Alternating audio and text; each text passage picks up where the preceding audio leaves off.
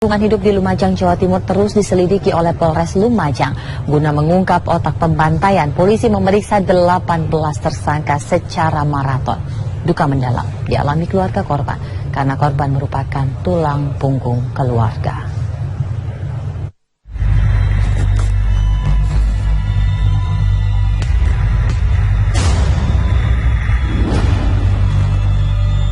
Kasus pembunuhan terhadap dua aktivis lingkungan hidup di lokasi tambang pasir ilegal di Pasirian, Lumajang, Jawa Timur terus diselidiki oleh Polres Lumajang, Jawa Timur.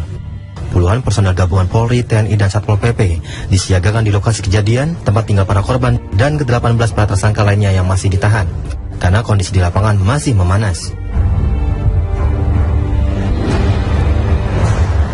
Hingga saat ini polisi melakukan pemeriksaan secara maraton terhadap 18 tersangka dan sejumlah saksi termasuk mengejar aktor intelektual dalam kasus ini. Sampai dengan saat ini memang masih sudah 18 orang yang kita tetapkan ya.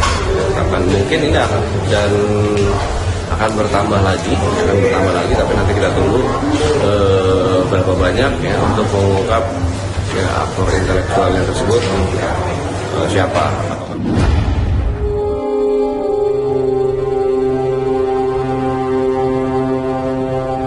Sedangkan suasana duka masih menyelimuti kediaman keluarga besar Salim, korban yang tewas dianiaya akibat menentang aktivitas tambang pasir ilegal tersebut.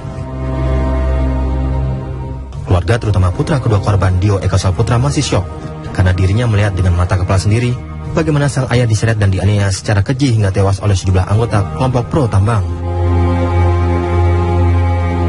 Bapak mengeluarkan sepeda langsung dibawa, Berapa dipukuli? Berapa orang dia? 5 orang. Terus setelah itu dibawa kemana?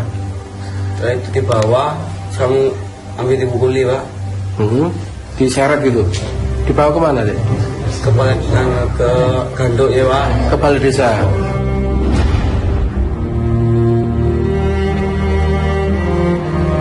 Sementara itu istri korban Tijah mengakui jika suaminya termasuk orang yang anti kegiatan tambang karena korban menganggap aktivitas tambang telah merusak lahan pertaniannya.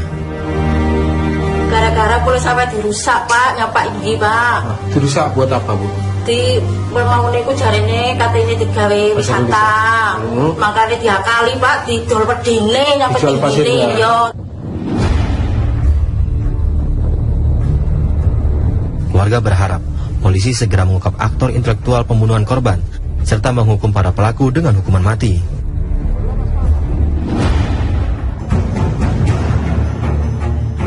Pengeroyokan dan pembunuhan terhadap warga di Lumajang ini diawali dengan adanya pro dan kontra terhadap aktivitas penambangan pasir liar di pantai selatan. Awalnya para pelaku membawa Tosan, salah satu aktivis penolak tambang liar, untuk dikeroyok dan dianiaya. Beruntung, Tosan yang mengalami luka berat karena diajar habis-habisan dapat diselamatkan oleh warga. Gagal membunuh Tosan, gerombolan pelaku kemudian menjemput paksa aktivis lainnya yaitu Salim dan kemudian mengeroyoknya. Salim diseret menuju Balai Desa Selok Awar-Awar sembari dihujani pukulan dan dilukai dengan senjata. Di Balai Desa, Salim dianiaya secara biadab. Belum puas menyiksa Salim, para pelaku membawa Salim ke tempat yang lebih sepi. Di tempat itulah Salim diserang dan kepalanya dipukul dengan batu. Salim pun tewas dengan posisi telungkup dan di sekitar jasadnya ditemukan banyak batu berserakan.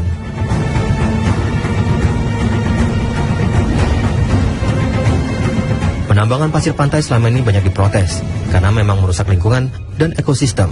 Penambangan juga menyebabkan kerugian negara hingga miliaran rupiah. Namun praktik tambang ini terus berjalan dan diduga melibatkan sejumlah pejabat. Dari Lumajang, Jawa Timur, Syawan Kamahina, TV One mengabarkan.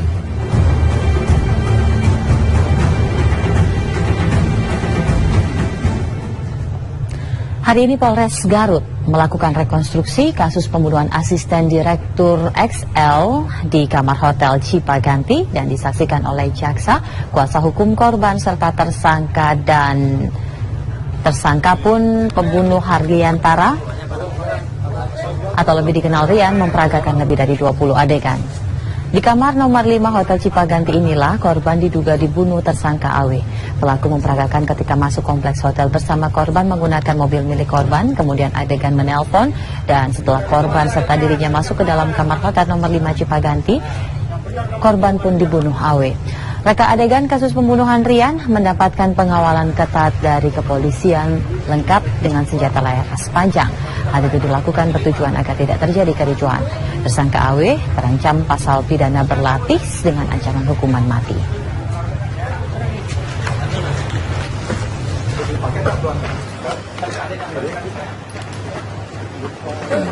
Ini mobil berhenti. Seorang ibu dan anaknya terjebak di dalam lift Puskesmas Kelapa Gading, Jakarta Utara tadi siang. Mereka baru bisa keluar setelah petugas mendobrak pintu lift. Inilah suasana evakuasi Nuriati, 31 tahun, beserta putrinya Indah yang baru berusia 29 bulan. Warga Pegangsaan 2, Kelapa Gading ini terjebak di dalam lift lantai 2 Puskesmas Kelapa Gading Barat, Kelapa Gading, Jakarta Utara. Petugas pemadam kebakaran dengan dibantu petugas keamanan setempat berusaha keras menyelamatkan keduanya. Diduga lift tidak bisa terbuka karena daya listrik yang rendah sehingga mesin mati mendadak. Beruntung tidak ada korban dalam insiden ini, tetapi pelayanan terutama di lantai 3 ruang bersalin menjadi terganggu.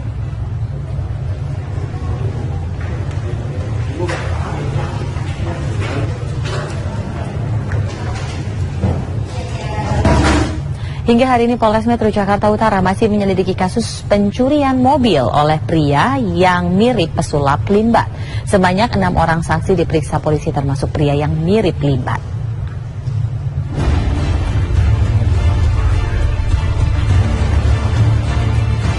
Polres Metro Jakarta Utara masih melakukan penyelidikan kasus pencurian mobil di sebuah apartemen di Kelapa Gading, Jakarta Utara. Polisi telah memeriksa 6 saksi termasuk 3 pelaku dan mengamankan mobil tersebut sebagai barang bukti.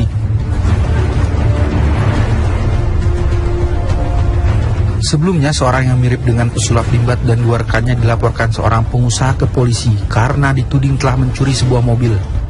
Polisi menemukan mobil korban di rumah salah satu dari 3 orang yang dilaporkan korban. Motif pengambilan paksa mobil tersebut masih diselidiki kepolisian. Belum ada satu pelaku pun yang ditetapkan sebagai tersangka.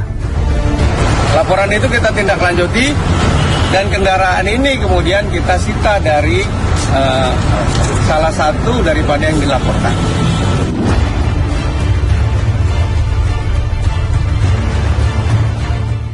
Peristiwa pencurian ini sempat rekam kamera keamanan di apartemen tersebut. Mereka terlihat masuk lift ke lantai 6 ke tempat seorang pengusaha, Husein Ibrahim. Korban kemudian melaporkan kasus ini ke Polres Metro Jakarta Utara. Dari Jakarta Utara, Novi Jakaria, TV One mengabarkan.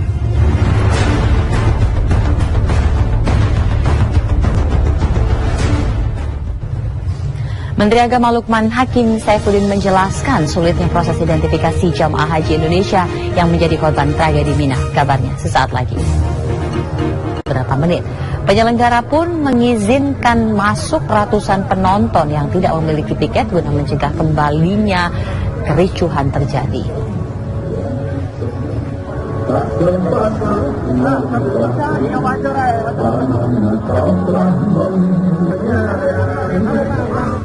Pemirsa, tetaplah waspada terutama dalam pengawasan buah hati tercinta karena kita tidak tahu bahwa maut bisa datang kapan saja.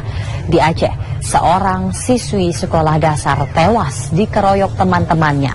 NF meninggal dunia setelah dipukuli 4 teman laki-laki di tempatnya bersekolah, yakni di Madrasah Ibtidaiyah Negeri Kunaule, Aceh Besar. Meski sempat dibawa ke puskesmas setempat lalu dirujuk ke Rumah Sakit Umum Zainul Abidin Banda Aceh, remaja berusia 11 tahun ini akhirnya menghembuskan nafas terakhir karena kondisinya sudah kritis. Sebelum meninggal, kabarnya anak bungsu dari 5 bersaudara ini sempat muntah darah. Belum diketahui penyebab pengeroyokan yang berujung kematian warga desa Kunulu, Kecamatan Selimum, Aceh Besar itu.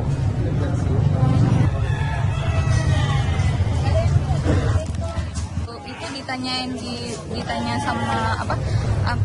Kasus pembunuhan 2 aktivis lingkungan logi secara rinci penembakan yang menewaskan 1 orang warga sore tadi. Jadi kronologis kejadiannya seperti begini, Mbak. Ada panggilan polisi terhadap pelaku untuk dibawa ke Polsek Meru. Polsek Mimika Baru ya. Tapi pada saat polisi sampai ke TKP, sudah di TKP di rumah korban ini, sudah ada massa yang menghadang polisi untuk melakukan pemanggilan terhadap korban ini. Karena dalam keadaan sudah terjepit, polisi terpaksa melakukan penembakan ke udara untuk memperingati begitu. Tapi karena masa semakin brutal, terpaksa polisi melakukan penembakan itu. Sehingga terjadilah penembakan itu yang mengakibatkan 1 orang meninggal dunia dan 1 lagi sementara di Rumah Sakit Umum Daerah Timika. Desius, siapakah korban yang meninggal dunia? Bisa Anda sampaikan nama dan warga mana, termasuk yang mengalami luka serius? Yang meninggal itu namanya dia Bagau, marga Bagau, dia dari suku Moni. Terus yang luka itu dia namanya Ayub Sawaki. Kalau saya kurang begitu tahu dia Sawaki dari suku mana, kemungkinan besar dia bukan orang Papua, mungkin dia dari Seru kalau nggak salah Pak ya. Seru atau Biak gitu Pak. Korban luka mengalami luka di bagian mana, Desius? Kalau ya benar, yang korban luka itu dia kena peluru karet, itu kena pada bagian dada sama bagian paha. Tapi kondisinya sudahkah stabil? Saya tadi baru dari RSUD, kondisinya dia sudah dari ruang ICU, sudah dipindahkan ke ruang rawat. Sampai saat ini apakah kondisi sudah stabil? Bisa Anda ceritakan? Kalau kondisi kota Timika sendiri mencekam Bu, mulai dari sepanjang jalan, mulai dari Pasar Gorong-Gorong itu mereka melakukan pembakaran sejumlah kios-kios di Pasar Gorong-Gorong, kemudian ada beberapa rumah warga lagi yang dibakar, kemudian jalan sepanjang jalan Amatiani, Bougainville dan Bayangkara itu lampu sengaja dipadamkan karena menginginkan nanti ada terjadi kebakaran yang tidak diinginkan bersama, sehingga pihak kalian memastikan arus listrik itu, Mbak. Anda sudah mencatat kira-kira berapa banyak kemudian toko dan rumah warga yang dibakar oleh massa? Ini kios-kios ini lumayan banyak, Bu. Saya belum bisa hitung, tapi lumayan banyak yang dibakar. Kalau rumah warga itu ada 1, kemudian pos Brimob yang dirusak juga 1. Terakhir Desius, bagaimana kemudian pengamanan yang dilakukan oleh polisi, mungkin bekerja sama dengan TNI untuk membuat kondisi ini paling tidak bisa stabil dan kebakaran tidak meluas? Ya, sekarang di tempat kejadian ini sendiri polisi dibantu oleh beberapa anggota TNI sudah ada di TKP untuk membantu memadamkan api. Polisi juga menggunakan water cannon, dia memadamkan api yang sementara terbakar ini, dan ada polisi juga masih sempat berjaga-jaga, dibantu ada beberapa anggota Brimob dari Detasemen B Timika. Baik, Desius Termas, terima kasih atas laporan Anda. Kita akan coba lagi mengupdate bagaimana kemudian kondisi situasi di Timika pasca terjadinya penembakan yang menewaskan 1 orang warga dan 1 orang lainnya terluka dan sampai saat ini masih dirawat di rumah sakit. Terima kasih Desius Termas.